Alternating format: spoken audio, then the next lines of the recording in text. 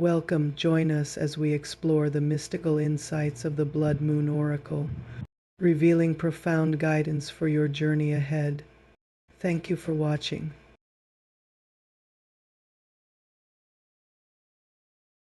Hello, welcome to Blood Moon Oracle. I hope you guys are well today. Today we're going to tap into a reading that actually taps into the energy around our perception of this age, this time, how we're transitioning over. I often get a lot of messaging around kind of like signs of this time and how it's changing and how things are like currently transitioning over into like a new era or age. And so I like that energy. I like to tap in to like what's happening energetically and spiritually. And so we're kind of going to tap into that kind of energy today. I hope you guys are well. Blood Moon Oracle is the channel. And my name is Leticia, or you can call me Letty, either one. I hope you guys are well today. I'll be using a plethora of oracle decks for this reading. My Dream Oracle, my Gods, Goddesses, and Guardians Oracle, my Sacred Rebels, my African Goddess Rising, my Urban Crow, and my Oracle 7, and my Lightworker Oracle. We may also tap into some tarot as well, but we'll see where this leads, okay? I hope you guys are well today. Like, share, comment, subscribe if you feel led to do so. And so with that being said, let's go ahead and jump in around kind of like our personal perception. I did cleanse my space and I pulled my cards in advance just for time's sake. Y'all know I could be long-winded. And so kind of like our personal beliefs, our personal mythical times, and how this thing that we've experienced that has been, struck and planted into the memory of who we are today as a collective, even personally. You can take this on any level. This may resonate. Don't try to make it fit. I'm just tapping into energy. And I've asked the ancestors to kind of tap in as well to give us a little bit of insight on this. And so let's see what comes out and how our memory of what was. Sometimes it's our experiences that have implanted a certain way of thinking and seeing our current reality, that kind of molds our present thinking and our present time. And it connects with how we're remembering things, our memory. And so just to kind of take a look at that, the description of that. The first card that I pulled was from my Dream Oracle deck, and it was Bathroom. Sounds weird, right? I know. But let's just see what it says, what comes out. And this is all about flushing away all that no longer serves us. There's something about that energy that is kind of affecting how we're viewing this present time. This may have something to do with how we're remembering energy from the past or what once was. And when we talk about this energy coming out on this oracle card, the Bathroom, it's almost like the energy of taking a look and acknowledging how this energy of being flushed away, right, is almost like anti-natural. And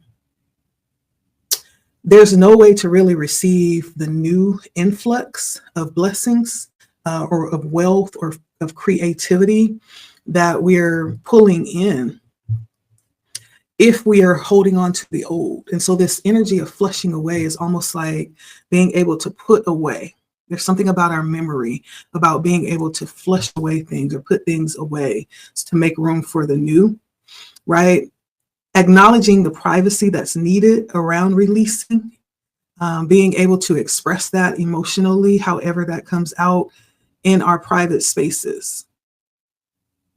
And feeling safe to do so, having an unguarded, unclenched area where we can actually relieve ourselves to be able to do that, release grips from things that once was held onto, and being able to flush away, being safe to flush away any resentments or attachments that we may have had at one point in time, and open up to be able to give something today, something that's valuable to us, right? That holds intrinsic value. And we've told ourselves that there is this energy, there has been this energy. Now, whether that's true or not, I don't know, but there's something about this being implanted in our memory of having a space to be able to do this. And that's what bathroom represents, is flushing away the old and making room for the new. There's something about a personal perception of time that we remember a time where we were able to do that, right? Make room for the new as we're flushing the old. It's almost like a system in place, maybe some type of system that was in place at one point in time where alchemy was very much present. And everything that kind of takes place in that process, symbolizing purification and being able to release anything negative emotions, negative unsupported thoughts, so that we can actually tap into our intuition, our instincts, and be supported and allow things to flow more easily. Just think of and I know it's kind of disgusting, but think of a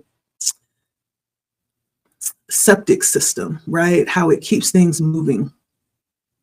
It's a system that keeps things moving and keeps things cleansed so that things can continue to pass through, so we can continue to get rid of what's no longer needed. And so this is talking about a time where we were able to honor our need for personal space, for our own personal boundaries, and where we could safely say, bye to things that no longer served us. There's something about that coming up. And this is coming in as possibly something that we can no longer grasp. And we may be asking ourselves, was that real? Did that ever exist? Did we ever have safe space to do that? As we really look, right, it's asking ourselves, was that real? We may speak of times where we felt like that was taking place or it seemed real, but this may be something that we have to really ask ourselves in reality, because there's the personal perception of the present time that's based on what we believe to be in the past, some type of memory, right, that's affecting the present time. But there may not be a lot of evidence supporting what we believe was a present reality. Does that make sense? And it has something to do with having a system that allows us to safely discard what's no longer needed in any form. Mostly, I feel like it's all about our sense of being and feeling safe to transcend and alchemize negativity or things that no longer work in the present moment, feeling safe to be able to do that. An example would be like, say, at one point in time, we felt it was very important to allow, women to have complete control over their bodies, right? And now we're in a time where it's like that has been limited. This is just an example, right? And so there's this memory of being in a time where we actually were completely autonomous over our bodies. But was that really so? Or is that some type of illusion of a memory that never was? That's an example, right? There's no reality based in that. I'm just using that as a perceptive example.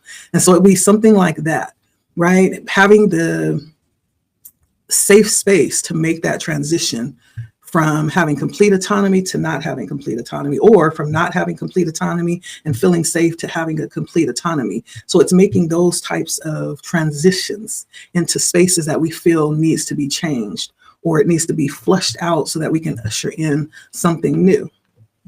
And so there's something about bathroom here, and I just use that as an example that does not have to have any merit or any truth to it, but it's talking about a system that we are holding on to mentally. It could be religious, right? It could be a form of personal power that affects the way we see things today. It could be pertaining to family structure. It could be pertaining to government or education. Like, you place it where it fits. And I feel like I do need to get a little bit of clarity on this. And so let me see, give me 1 second. Okay, so we have Mercury and Venus coming out. So this could have something to do with like what we are passionate about our passions, the things that how we are able to actually um, express our enjoyment. This could be us expressing our beauty, our personal creativity, our charm, art, the ways that we exist in the beauty of life, how we are attracting one another, or how we're pulling things in towards us. Venusian energy really stems around being able to enjoy life and tapping into pleasure, things that cause us to experience good times. And so it could be around that energy transferring from one way of thinking. Maybe we have a perception of what used to be that is now calling for a change that may bring in question of whether or not things were ever a certain way. There's no, for instance, if we look at the dating scene, how we're attracting one another, right? It's like, have we ever had this real sense of love, right, for one another? When we talk about attracting the opposite sex or attracting, pulling in what it is that we want, maybe it's we're attracting something totally different now, whereas things were a little bit more reserved when it comes to love and expressing how we go out and seek good times, pleasure. Things are really changing, and it's causing us to go back and look and remember what it was at one point in time, maybe even question whether or not it was really what we thought it was. If there is no real indication in this present time, no real proof of what existed back then. The other energy is Mercury, which is all about communication, how we're communicating to one another. And so Venus and Mercury is almost like we could be talking about relationships. We could be talking about connecting with one another. This is what is coming up in this reading. Like, as we look back, was there ever, when we think of what it used to be, was there ever a real sense of a certain type of communication, or is that just something we've made up in our memory? Because Mercury is all about being able to not only communicate, but communicate effectively. And that means in all aspects of communication, right? Not just listening, being able to output as well, being able to analyze while you're communicating, being able to tell your mind how to, respond, or how to interpret, how to take something in without having to judge it or analyze it or categorize it, right? There's almost like a sense of awareness while we're communicating through attraction or seeking what it is that we want. Yeah. And so this could be talking about that.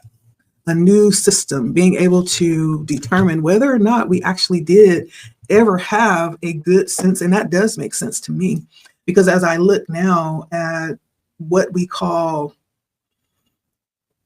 even the dating pool, right? It is mush. It's mush. It has been dwindled down to this very shallow, even when it comes to what we expect, right? When I listen to people and they're talking about their experiences on dating, it's like, wow, is that what we have come to? And it does cause you to think back to times where we have thought that we had something a little bit more reserved, a little bit more modest, but was it ever? Did that ever exist? That may be the question that's being asked here. This is just what's coming out. And it doesn't have to just pertain to dating. It could be around family. It could be around anything that will bring in a sense of good time, something that we can enjoy, something that we take pleasure in or pleasure from. But being able to communicate that and being aware within that is what we're talking about. And so when we look at our memory around this and how after we strip the romanticism from it, right, whatever it is that we've romanticized about that in the past has been stripped away. So what we thought was this wonderful thing may have turned out that that's not what it was after all. Maybe we romanticized it, right? We can romanticize anything. I do it all the time, right? When I go about my day, it's like, how can I romanticize my day? On my way to work, I turn on my favorite music and I'm like, don't call me because I am in the studio, right? I'm in the studio and I'm practicing my, favorite run. And so we romanticize things all the time, even though I'm not in the studio. In my mind, I am, because I've romanticized it and I've dressed up this normal everyday activity as if it's something that it's not. We do that all the time. And so when it comes to this system that we're looking at around how we're attracting that Venusian energy and the Mercury energy and how we're communicating, that's what's coming out here. There's something about having romanticized that's coming out here. But after we strip that away, what is left? And what is that memory that's still affecting us is the question. And we have Artemis that comes out. This is from our gods, goddesses, and guardians deck. And Artemis brings in the energy of a brave spirit that really causes us to be set out on a new path, almost like looking for something that we haven't experienced and maybe even questioning whether or not it ever existed, moving into a space that is yet to be encountered. It's almost like going out into the wilderness, into the wild, into that which is unstructured and uncontrollable, moving out into the wild. And there is a stag in this picture, and stags usually represent like transformation is one of the major themes. Strength, wisdom. Wisdom's been coming up a lot lately. Nobility, the sense of a higher level of integrity, right? The stag represents a very powerful connection to nature and to also to guidance. So there's some intuitive connection and instruction here. And when we look at the antlers on the stag, when we see a stag, they're usually very well developed and the antlers are very well structured. They're a symbol of higher awareness, just like we have hair, right? Usually our hair is, a lot of people don't know this, but the hair is actually a extension of the body that is a connector. It's like a conductor, a spiritual conductor. And it's bringing me to that story in the Bible with, what is his name? I'm forgetting his name. And he had very long hair. That was the source of his strength. Someone remind me if you remember his name, but he ran into a woman who the enemy sent to him because he was undefeated, right? Every war that he entered into, he would win. And so they sent a decoy into the camp to find out what his weakness was, because the enemy realized that this man was the source of good luck and fortune for this army. And so they sent an enemy in, which was a woman, right? His weakness, to step in and find out what it was that could weaken his strength. And so she stuck around long enough and did what she had to do to find out. And she got past his defenses, right? And he finally admitted to her, my strength is my hair. And she ended up cutting off his hair. And sure enough, that alleviated his strength. And they were able to capture him. Was it Samson? Yeah, it was Samson and Delilah. That's the story. And sure enough, they were able to capture him, and they won, right? And so there's something about hair that's coming up here for me, kind of like the same as antlers on a stag. It is seen as a symbol of higher awareness, and it's a spiritual connector.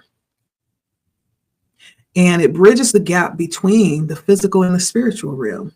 You know that, huh? And then we look at various different belief systems and mythologies. Stags are also associated with fertility and regeneration, and serves as messengers from other worlds, embodying grace and the ability to navigate danger with vigilance. And so the fact that it's here in this picture with Artemis, who has carried this energy of being a brave spirit, it's talking about now that we have been stripped from the illusion of having this sense of the ability to connect or pursue what it is that we feel will bring us a sense of enjoyment in life when it comes to like connections. Now that we have stripped away the illusion or we're no longer fantasizing it or romanticizing it. It is what it is. We're out and we're sitting in the raw, right? And this is what we have. This is what we're left with. And it may be a very fragile thing that we're dealing with when it comes to that. Very insecure, a place where we're often feeling like a sense of self-doubt as we peer out into the world and see it for what it is. Like I said, when I hear stories about dating and what the options out there, like, it's really discouraging. It's discouraging.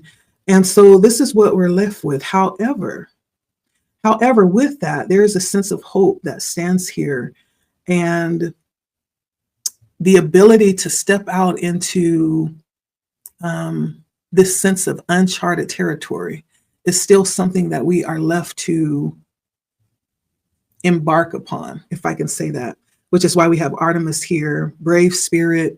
You know, this is us taking the challenge of keeping things moving forward.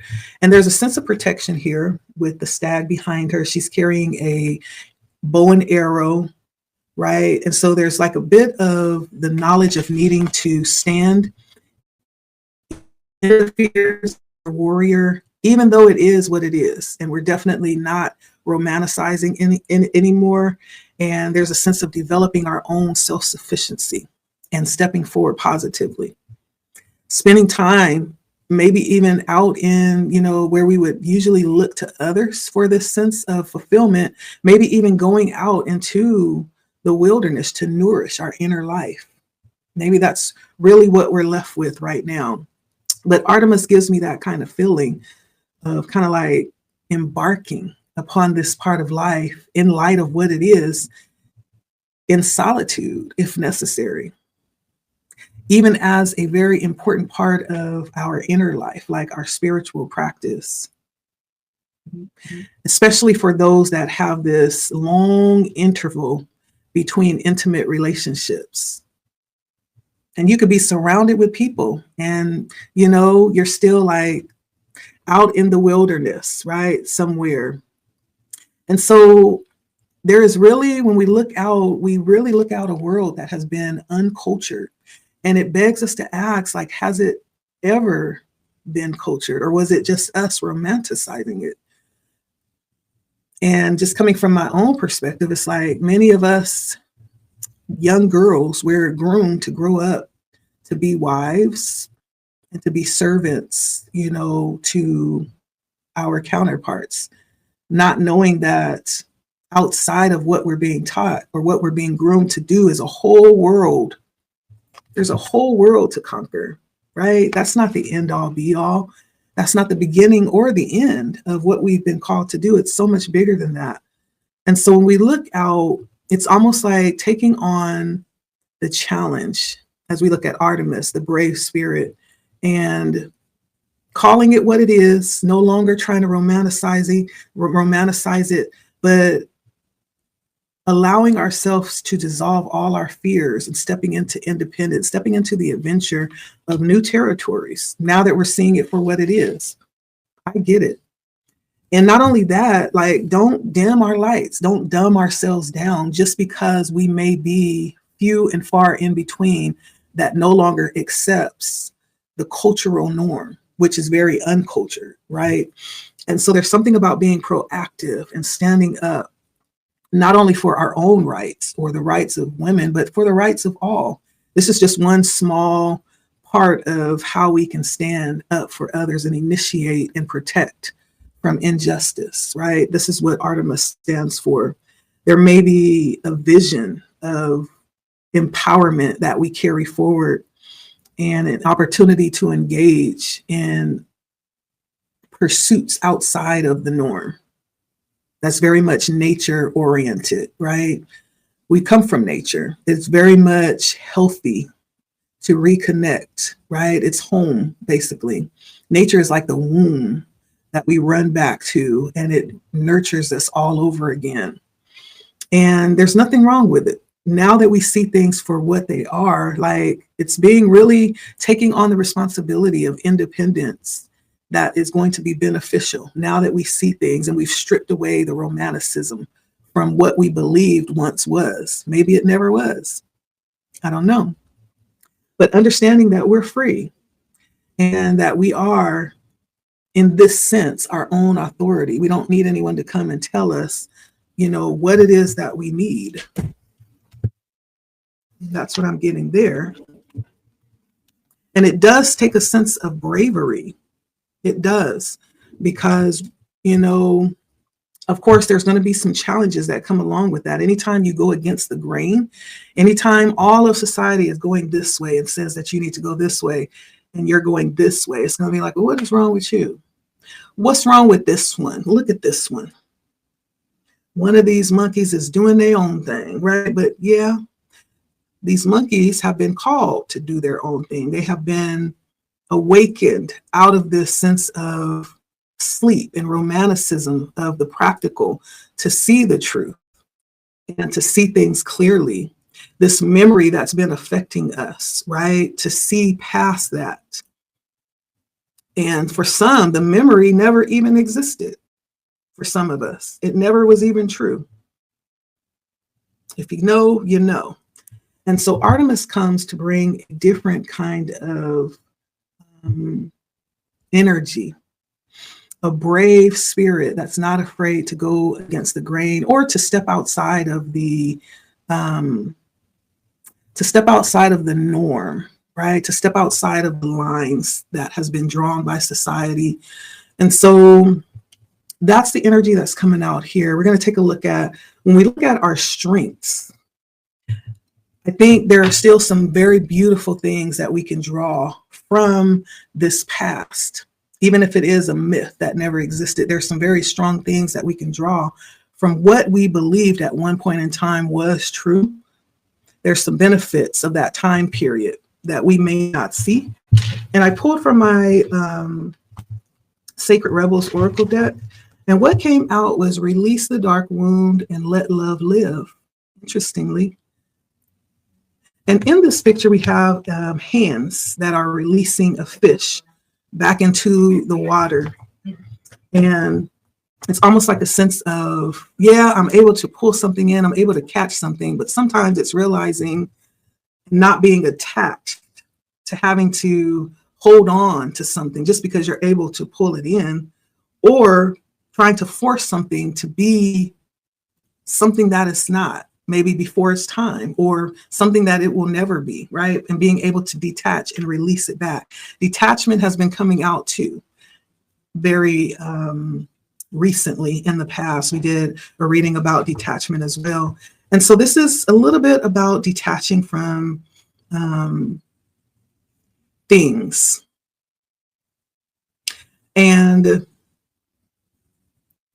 there's something about that. And if we do it too soon, pulling something out of its source too soon and trying to force it to be something that it's not. It could be us, it could be someone else, it could be the nature of a connection, trying to make it or mold it into something that it's not. Maybe it's becoming, but it's just not there yet, right? Or maybe it's not meant to be that at all. We can really kill something if we try to make it be something that it's not before it's time. Imagine pulling a baby chicken out of the egg before it's fully ready to hatch and starts to poke itself out. Imagine pulling the larva outside of the cocoon before it's actually fully transformed into the butterfly, right? Like in terms of that, there's something about that's coming out here. We can unintentionally either pull all the strength out of something or even kill it, right? There's something like that we're dealing with, or that we have dealt with in the past, and it's taught us a lot. There's a dark wound, like in our consciousness, as we look at humanity, that tells us that we have to be perfect. It tells us that we don't have to go through anything to become anything, right? We don't have to sit the egg.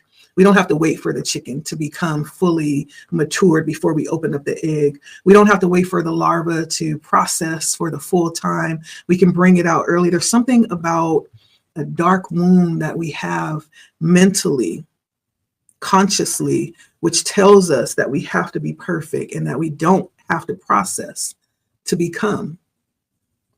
There's something about that coming out here. Yeah. So there's something important about process and about even experience. That could be something important here, being able to experience, right? To become, and being able to make mistakes, to be perfected, being able to be in situations where we're in dire strait, where we can't help ourselves, so we have to reach out for help. There's something about that, denying that.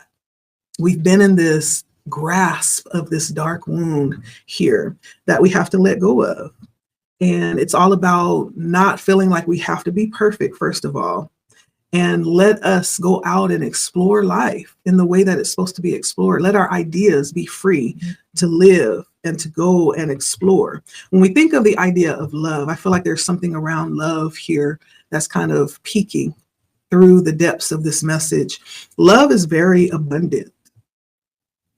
Just, it doesn't have to try to be. When we're talking about real love, it's abundant. There's nothing lacking. It's creative, it's flowing, it's inspiring, and it moves us through this very joyous experience. And it's more stronger than fear. Have you ever been in love? If you've truly been in love, then you know that it conquers. Fear is like the last thing on your mind when you're in love. When you truly love someone or you're in love, it defeats everything. And so there's something about opening up to honor a path of our own love. There's something about the past that we've pulled out of this very dark experience that has brought us to the truth of this moment. And I feel like it has brought us back around to ourselves and trying to seek within ourselves, what does it mean to love? Because it always starts with self. And right now, this particular release the dark wound, right? That wound about having to be perfect and not having to go through anything, just expecting microwave stuff. But there's something about coming back around to self and going through these processes with ourselves and realizing that we're being honored to honor our own path of love within ourselves and reevaluating what that is for us, what inspires us, what excites us, what causes us to feel joy or maybe indifference, right? Let that live.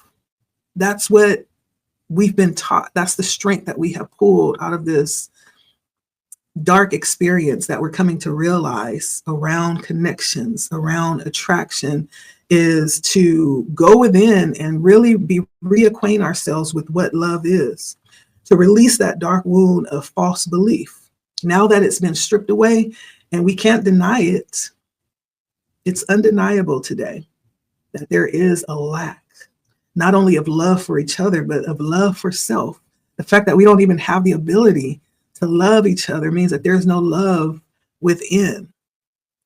Our capacity for love is missing. It's in a huge, scary way. It's a dark wound, basically. And so there's something about coming back home to self here and reevaluating our false beliefs, or maybe taking a look at what was really romanticizing mediocrity. Romanticizing a false narrative.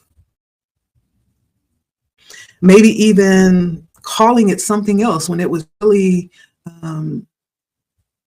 fostering our own dark nature. And I can't think of the many ways that that happens. And we turn it around and call it love. Yeah, but there's something about, we have pulled some type of benefit from that experience, and it has brought us back around to ourselves and causing us to really take a look at the reality of where we are and the fact that there is this turning around back to nature, back where it all began, turning back around to even our authenticity, our authentic selves, coming back around to square zero and starting all over again. Yeah.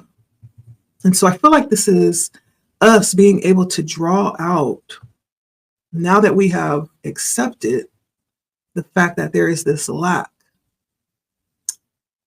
there is a desire, a hunger to release the false narrative. And if we have not yet gotten to the point where we're desiring love or seeking true love, at least we're at this point where we're acknowledging the truth that there is a huge dark wound and there's a need to heal it. Even if we haven't got to the place where we're pursuing what real love is, at least we're standing in truth now. And in that, there is a strength that is revealed where we can become acquainted with ourselves. Yeah, again, where we can be able to trust ourselves again, even if we're not able to trust others. It's coming back to a place where we're nurturing this personal relationship with ourselves and coming back into our natural state, our authenticity, healing ourselves. That's one of the big things that is just overflowing right now. People are wanting to be healed. They're seeking healing. They recognize that there's something wrong. There's something amiss. There's something lacking.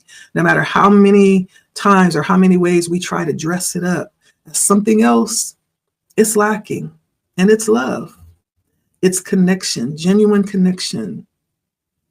It's a high level vibrating way to pursue pleasure and what would make us feel good and, enjoyment and fulfillment in life. That's what's missing. And so with that being said, the strength and the benefit from that, now that we see, is being redirected in how to get back on the train the right way so we can head in the right direction. I feel like we have just come to that realization, and it's being amplified right now. And so along with that amplification, I feel like there is a liberating that's happening. And we're choosing to be free, to release all of this crazy stuff that's been embedded in our memory, even down to a cellular level. Even our belief systems are being shaken up because some of that is even embedded in our belief system, believe it or not. Mm-hmm. It's embedded in our belief system. So it's being shaken up. And there's a lot of criticism that is embedded in that dark wound. There's a lot of judgment that's embedded in that dark womb, a lot of shaming that's embedded in that dark womb, and fear. And so it's releasing that. It has to be brought to light before it can be released and before it can be redirected to something that's going to be structurally beneficial as we rebuild and redirect. And it taps us back into our innate sense of, like we were saying, when you truly experience love, there's so many things that happen. It redirects us and taps us back into our innate sense of creativity and this very beautiful, loving energy that thrives in nourishing environments and that is very conducive to our continuous growth. Yeah, and so this is the benefit. This is the strength that we can draw from the past. As dark as it has been, there is a light that is now shining from that. And it is all about releasing that dark wound, finding out how we can heal that. There is healing that's happening around that. That's the strength, right? Now we know how to endure a sense of darkness because we've been doing it this whole time. Now we know. And because of that, we've also cultivated a level of strength around that too, right? Think of the most difficult relationships that you've had, as horrible as they were, right? They taught you a lot. And there's a lot that you learned from that. And there is some strength that you walked away from that relationship carrying. As bad as it was, right? There was some strength that you learned from that. Think of it in those terms. If nothing else, you learn what you don't want and what you will no longer tolerate, right? That's a plus in my book. Now, when we look at the weaknesses that we've endured from this time period, first of all, we may not even see that we are awakened to this dark wound, and this overwhelming desire for healing that we're in right now is in response to this, because we're no longer willing to accept it. I feel like there's a great awakening that's happening, a great detachment from what was, this myth, this dream, this romanticizing what was never love. Now, the weakness around what we've experienced in the past, I pulled from my African Goddess Rising, worthiness came out. Okay. I almost feel like this feels like it's giving me a sense of the Nine of Cups. She's sitting here.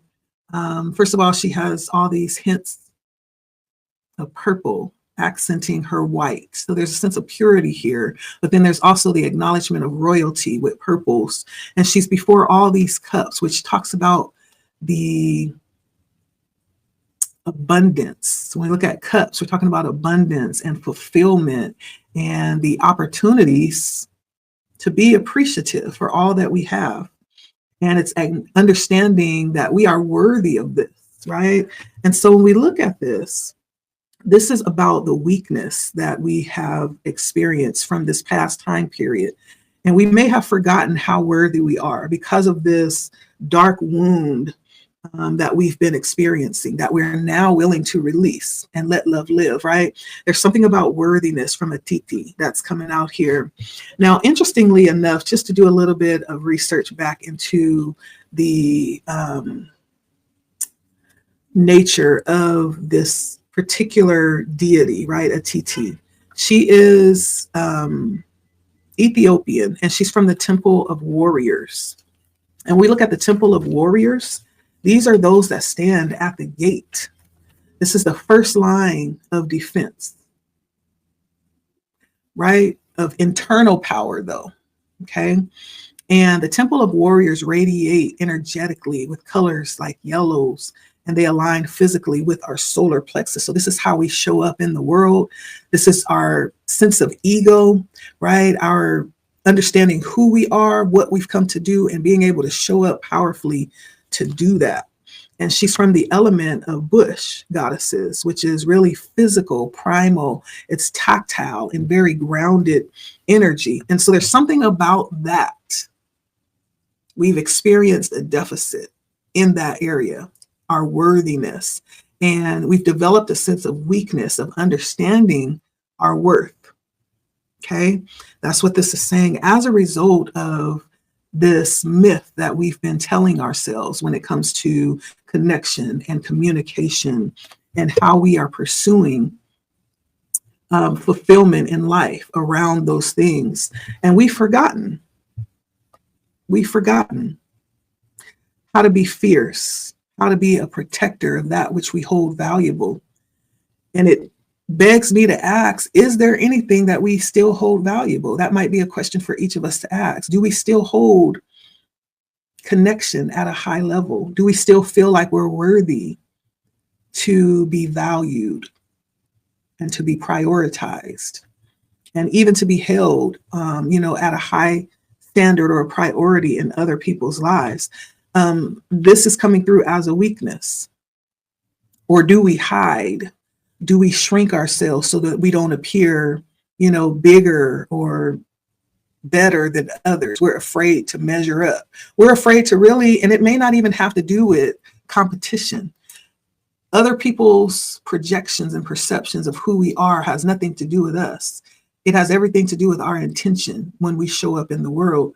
And so when we get ready to really show up in our power and to do what we've come here to do, are we shrinking back, right? Are we playing small? Are we hiding so that we don't get too big or shine too bright? Or do we stand tall like a majestic sycamore tree, right? There's something about understanding how powerful we are. And it has nothing to do with perfection. We're not talking about perfection. that dark wound. We're not talking about perfection. We're talking about being mighty, even imperfectly, right? Being mighty, understanding that we are worthy. We were born to exist and to be exactly who we are. And whatever experiences has led us to where we are, yeah, that's a part of the story. That's a part of who we've become. That's why we are who we are today. There's nothing shameful about that. And it's understanding that each and every one of us, we matter. We are worthy. Worthiness runs through our veins. It's running through our veins like blood right now. And so there's the need to have self-acceptance. Yeah, and accept this magic that flows through us naturally, the joy and our ability to be vulnerable and understand that we are needed. Someone needs us. We all were born with purpose, right? There's something about that that has become a weakness for us. There's something about that that we have gathered from this previous time period that we're moving out of. We've forgotten our worthiness. I don't care how hard you are and how much you say you're strong and you don't need nobody else. Someone needs you. Someone needs you. Even if you feel like you don't need anybody else, someone needs you because you were born with purpose. And even though you're telling yourself you don't need nobody, you need something from someone else. Okay, allowing ourselves to be vulnerable. And when I say vulnerable, I don't mean laying down and being a rug so people can walk over you. There is an alignment. There is purpose behind our actions, right? We use discernment and we allow ourselves to be guided, right? And so it's understanding that each of us are deserving and worthy, right? We all have parts of us that everyone loves, those beautiful parts. But there's also other parts of us that we may not like about ourselves, that others may not like about us. Well, guess what? Those parts are worthy too, just as worthy as the beautiful parts. And there is an energy that exists that accepts us wholly and fully, unconditionally. And we're being brought back to that with Artemis, back to ourselves. Mm-hmm. And yeah, it is marching to the beat of our own drum. That's part of that. But there's something about our weakness is our ability to feel worthy. Our worthiness is our weakness because for some reason we've lost that. We've lost that. The understanding that I matter. There's something about that that has been lost. But we're going to come to the understanding. I believe we're coming back around to ourselves in a way where we're going to receive back everything that the enemy has stole from us. We're going to receive it back.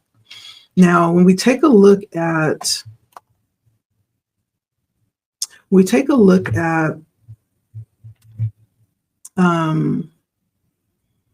what it is that we believe, what brought us to this place where this is coming to an end. Why is this change happening?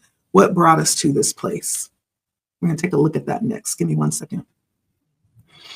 Okay, and so when we take a look at what brought us to this time period where we are ending this old romanticized way of thinking about the past, I pulled from my Oracle Sevens energies, and what came out was a deep breath. Can't see it. Maybe I'll put these up when I record it. And mimicry came out from my Urban Crow deck. And so I feel like it was kind of like a breakdown. It's almost like you can only go so far to where things become,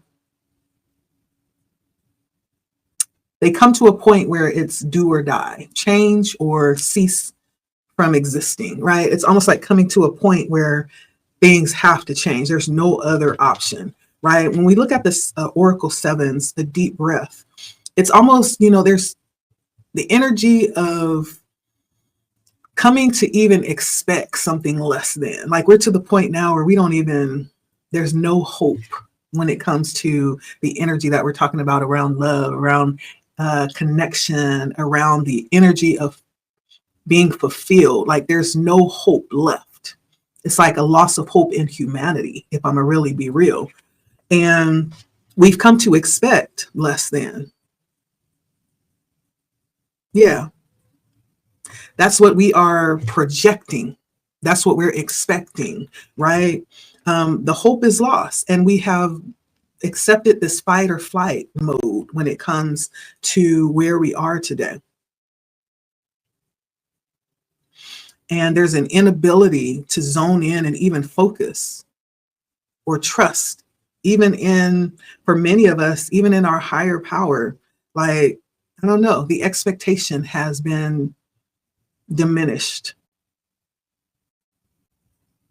The ability to fight for it has been dismantled. And it has been replaced, like we were saying, love, when it really is in existence, is more powerful than anything, even fear. But somehow, some way, what has brought this to an end is we've come to a place where we realize fear has replaced love. And it has, brought us to this place where it needs attention. It needs healing right now. And it's almost like we're all operating from a place of fear, and that's keeping us from connecting authentically, realistically. And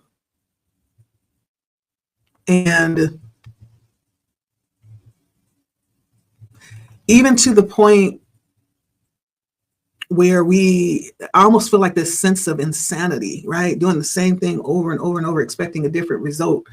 Seeing red flags, may let us know that we're headed towards like a genuine sense of danger, and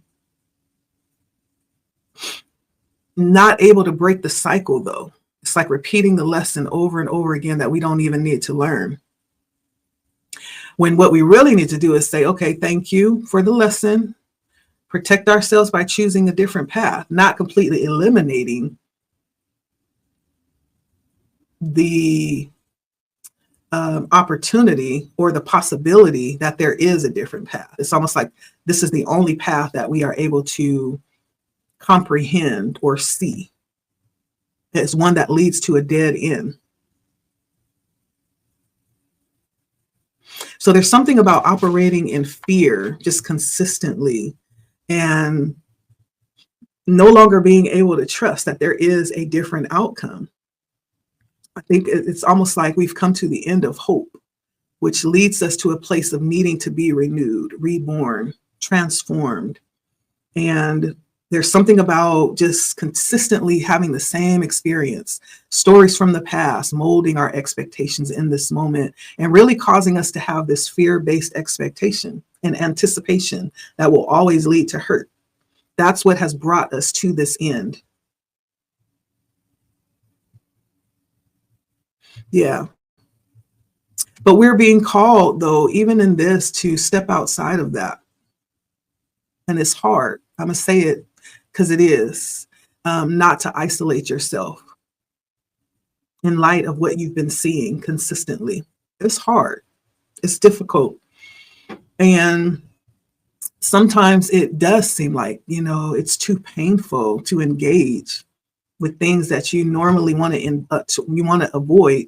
But it has a lot to do with how we're expecting things to turn out, our perception of it. But there's something here about being able to love that side of us that's afraid and that's acting out, right? Or that's causing all this unnecessary commotion. And allowing that to happen. That's where the healing is happening. It's allowing yourself to enter into those spaces, even though you know many times how it's going to turn out, but allowing yourself to heal through those. It doesn't mean that you have to, like I said, continuously allow yourself to go through the cycles over and over. You get to say when it's done, when it's over, when you've gotten the healing that you need through that and you're moving forward. But there's something about allowing yourself to heal through it, heal through the emotions, and not putting up those blocks. Now, in situations where you have opened up and you've been vulnerable and people show you who they are, yeah, you have every right to close it down and move on. But not expecting every situation to end in disappointment is what I'm saying. And even if it does, through that process, allow yourself to enter into a level of healing and, trusting more in yourself, being gentle with yourself through those processes. Because you can only control you, you can't control others. Allowing yourself to be more gentle with others through these processes too. Choosing love over fear is what we are really being confronted to do at this point. There's no way around that. And so fight or flight is what this card is really talking about. Confronting ourselves is what we have an opportunity to do, not completely avoiding, right, the possibility of hurt or disappointment, but confronting ourselves through it is what we're being called to do. And it's the energy of fight or flight that has really brought us to this end of time. It no longer is working. Now, with mimicry, on the other hand, is all about this energy of being confronted with what seems like the real thing, but it's not. Being confronted with the energy of, how can I put this? Being confronted with what looks authentic, but it's not. It could be consistently dealing with energies pretending to be something that they feel like you would find more attractive, right? For instance, say if you're, speaking with someone, and it doesn't have to be romantic. It could even be platonic, right? You're just talking. And in the course of the getting to know this person, you open up and start sharing more about yourself, and they're taking it in, and they are taking what you're saying and molding their presentation to be just that, so that they can be more appeasable to you. And it could be because they are expecting to get something. They're positioning themselves in your life to be able to get something from you. It could be just for the sake of wanting to be accepted. Whatever the reason, it's not real. It's a facade, right? And so this energy is coming through as well as part of what has led us to this end. Is there any authenticity out there anymore? Is the question that I'm getting from mimicry. There's this saying, fake it until you make it. But it's not enough. Like, that's enough to get your foot through the door. But then what do you do when you have to actually maintain that? What happens when over time, right, that fake it till you make it is going to wear out if that's not your true identity, right? As we know, usually, after 3 or 4 months, that very beginning presentation begins to wear down, and you begin to see the person for who they really are. That really doesn't work, And so there's something here about just not having a sense of authenticity. Everybody is not feeling like they're worthy. I feel like it's where this, really stems from. It's a lack of worthiness. Why else would you feel like you have to show up as someone other than who you really are? It's because you don't believe that you're worthy to be loved exactly how you are. You don't believe that if you present your true self, that you'll be accepted, or that you'll be able to cultivate a connection where you'll be able to get what it is that you need, whether that's out of deceit or whether that's out of just really truly wanting to cultivate, divine connections where it's balanced and reciprocal, right? You'll get what you need, they'll get what they need. And, if it's a connection that's meant to be long-term, it will. If it's just for a specific time and purpose, so be it, right? And so there's something about not feeling worthy enough to show up in authenticity. And so we have to mimic what we believe will be acceptable. There's something about this being the norm up to this point in the past. And it has led us to this end because it doesn't work. Trying to pass off ourselves as something that we're not, so that we can gain something, gain favor, gain connections, gain attention. But there's a need to ask ourselves, right? Are we really feeling worthy? Because if we are, then why do we feel the need to pass off as something or someone else, right? And so I feel like it goes back to the weakness that was cultivated around worthiness. But in essence, it's the fight or flight and the imposter syndrome that has led us to this end, basically.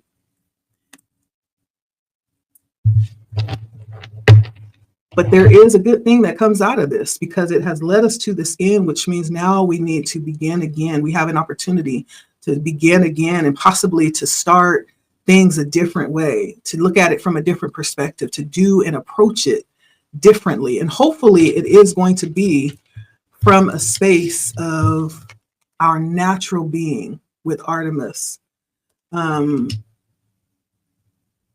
of individualizing who we have been created to be, going back to our roots, going back to nature, and finding ourselves.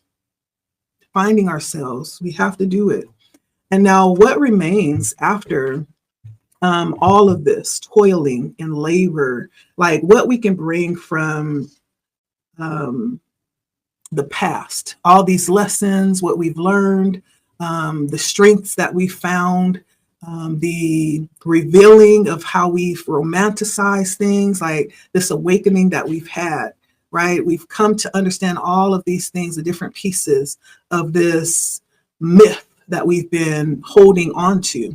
What can we bring forward from that? I always feel like everything is purposeful. And I pulled from my Lightworker Oracle deck the remains that we pull forward into the future. And I pulled forever or eternal now. Eternal now. And I'll put a picture of these up. This is like a man who has gone completely gray. And for me, it's screaming wisdom, which is another thing. Spirit has been talking a lot about wisdom, which is applied knowledge. It's not just an accumulation of information, but it is integrating that information into our lives, applying it, using it practically. Yeah. Turning theory into an actual practice. Now, how we're pulling this forward is taking a look at what we hold as a strength, our ability to release that dark wound and open up and be brave and let love live, right? For real, not under pretense, or when we get scared, we run, but let love live for real. When we look at eternal now, it's taking a look at the strength and the courage that we have and balancing that out, like using discernment. It doesn't mean that we should always do it and trust blindly and move forward, even though everything is telling us to stop. There's a sense of discernment here in the eternal now. Just because we can do a thing doesn't mean that we should. Just because we can manage something, right? Even though we know if we go forward, it's going to drain us or stress us out, it doesn't mean that we have to do that thing. It's using discernment in this. And now that we have learned these lessons about the past and how we may have been deluding ourselves, we're being encouraged from our higher self to really be open for guidance, request help in letting go of anything that's causing tension, anything that is tempting us to be fearful within our mind. Whenever those emotions show up in our body, be open to ask for help with that. And the help will be given, like we'll be given, what's needed to help us release anything holding us back. And even to see more clearly, even the clarity needed within things around these new opportunities and this light that's being shed on what's opening up for us as we're stepping into this new energy.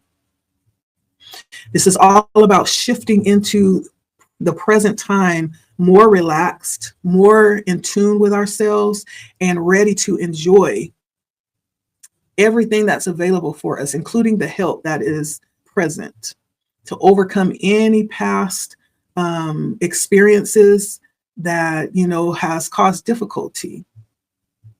This is all about creating the new. We've come to an end. We are at an end.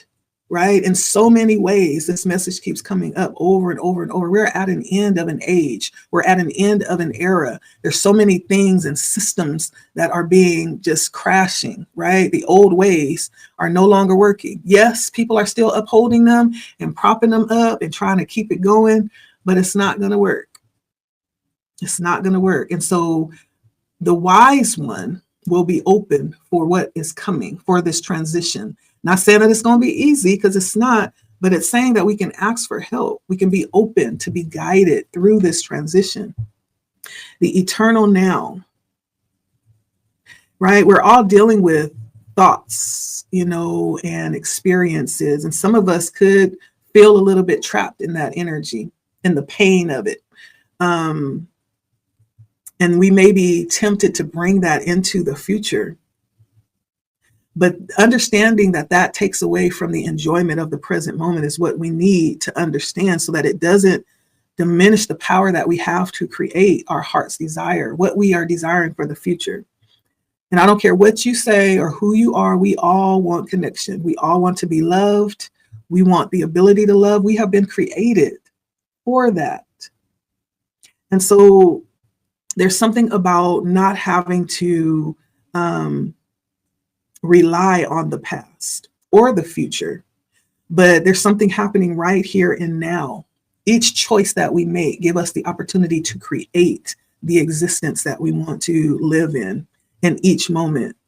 Even as I am giving this message, we're choosing to be present for this message right now. We're choosing to bring energy into the right now, which is eternal, which is stimulating the law of attraction into action, right? If you're open and receiving this, you are actively engaging with the law of attraction. And so what we're being guided to do is relax in this moment and trust that everything that we've experienced over the past and everything that we will experience in the future will be beautiful and will be something that we're able to utilize to energize our dreams and our visions and our desires. See, when we're talking about the creative energy that's all around us, some might call it the universe, some might call it God, right? We have many different names for that creative energy, whatever you call your source. There is certain gifts that we've been given. And because you've been given it, there is a belief in you to accept that gift, whatever that is, whatever form it takes. If you don't know, ask what your gift is, right? But whatever that is, we will need to be present, right? To recognize it. We'll need to be able to be still enough to recognize it and create enough inner space to accept it and to allow it to nourish us from the inside out so that we can be inspired and be healed, okay? And so however that comes forward is going to be perfect, and it's being orchestrated divinely right now. And if you're open to hearing, right, you'll be guided to the next step in this process. Each of us will be in our own way. And it also may also guide us to different changes that need to be made that will actually be changes that will benefit us permanently as we move forward. This may require that we know our heart intimately and that we trust that everything is happening exactly as it should be. Yeah. And so there's something about the eternal now, about trusting and allowing ourselves to be still enough and to have enough inner peace and to just be really guided by what's happening right now. And all the answers that we need, that we're looking for, will be made present when we do that. And so there's something about releasing the past, that dark wound, releasing it and being open and not over obsessive by the future, but allowing it to unfold as it will. Our job is to be centered in the awareness of this moment and to understand that we're safe to do so. We're safe to be our complete, authentic, divine selves and to experience what's being brought before us. That we're here, living, breathing in this moment, right where we belong at the exact right time and in the right space right now. And everything is working out for our good. There's nothing wrong. Everything is perfect. And you are doing an amazing job, is what Spirit wants you to know. You're doing an amazing job.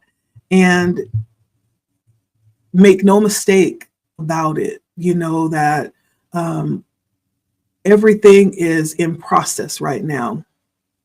Right now, there's nothing but peace and comfort in this moment, in the eternal now. So you can relax, you can trust, and you can allow yourself to be nourished in this message. If you have been worrying about the past, about the future, this is a message that comes to guide you to let it go, to let it be, that all is working out just like it's meant to. Even if you don't quite understand things or you find things hard to accept right now, in time, you'll know the perfection of all that is and all that was and all that is happening in life right now for us. And you may end up feeling very lucky and grateful, right?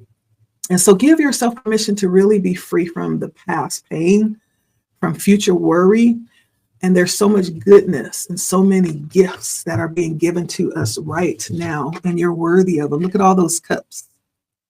All those cups are for you. They're for us. There's so many different ways, so much goodness that's being given to us right now. We have to choose to dwell in the peace of the moment where all of this is unfolding according to divine perfection. I was going to say protection, divine protection too. If you're feeling like you need to be protected, divine protection and perfection right now. Yeah, understand that your unique divine destiny is manifesting. It's being cultivated with care, with time, and cultivated for you specifically. All you have to do is be open to the relief and the reassurance that's coming in right now, and to know that you are loved, you're provided for, that all is happening for your greater fulfillment. And then just invite the divine to come in with unconditional love and awaken all the peace in your heart. You have a free will, your own free will, and so let it be. That's the eternal now. It's understanding that everything is as it should be. That is wisdom. Okay? And so there is an ending that's happening right now in this space, in this time. And I feel like it's ushering in a new way of being in so many different ways. This is just one of them that's being brought out here. And it has everything to do with our ability to communicate and connect and receive fulfillment and pull that in towards us. That's what we're talking about. There is a flushing away of all that no longer serves us as we usher in something new. And it may or may not be like the past, because we found that the past may have just been an illusion and dressed up in very deep level romanticism. But now it's time to step into the authenticity of this moment, of what truly is. We're no longer hiding behind and, cowering down, shrinking ourselves, but we're stepping forward as much as we can in our authenticity. And it may feel like you're stepping out into nothingness. It may feel like you're out in the wilderness. You may feel unprotected, uncovered, but the truth is you are protected. You are covered. This is the safest place that you can be, out in the wilderness right now, stepping out to create in this new space that's available, that's opening up. And so I would advise, if you are tapping into this message and it's resonating and this message is for you, to contact whatever your source is. If you're a prayer, pray for discernment, pray for guidance, because this is going to reach across the board. This is not just for a single type of person. Though we see through the eyes of certain, categories, and if you're religious, you may not be able to hear a certain message. If you're spiritual, that may cut off, but spirit doesn't communicate that way. Spirit communicates in spirit, not through our categorizations. And so this is for whoever it's resonating with, no matter what background you're coming from. This could reach across the board. Okay. You can be over in the Himalayas and this could resonate. You can be down in a rainforest somewhere and this could resonate. You could be down the street at St. Baptist Church and this could resonate. It could be in aligning with the message that came out this morning. around the old way of love, no longer aligning with what's coming, right? It's a universal message. And I'll go even so far to say you could be on Mars getting this frequency and it'll resonate. Like, yeah, let's take the limits off for real. And so if it's resonating, then ask. That's our next step, is to ask for guidance, for clarity, for understanding on the role that we play in this transition in the next part, where we're stepping into next, and to be open, no longer hiding and shrinking ourselves and not trying to shine too bright, but standing out. This is not about the fight or flight. This is not about the imposter syndrome, but just showing up in our authenticity. We've been created to show up and to be purposed in something. But we can only be purposed in that thing if we show up in our authentic energy. Okay. It's like sticking a key into a keyhole. If it's not the right key, it's not going to unlock the door. That's what we're talking about when we talk about energy meeting purpose. The energy is the key. The purpose is the lock. We have to be in our authentic energy to be able to unlock the door. Okay. Good and bad, it's all purposeful. That has created who we are today. Okay. And so that's the message. Ask for guidance, clarity, illumination, right? There may even be more that will be given around this message, added on to it for you. And so you ask for that. I'm just the messenger. This is what I got. Okay. Blood Moon Oracle here, bringing the message for today. Let me know what you think. Like, share, comment. Subscribe if you feel led to do so. Hit the bell if you find yourself subscribing today. And here's to, this new part that we get to experience here, the perfection of right now, right? It's a good time to be here because each of us, we were created for such a time as this. That's why we're here. Till next time, Leticia with Blood Moon Oracle. Bye.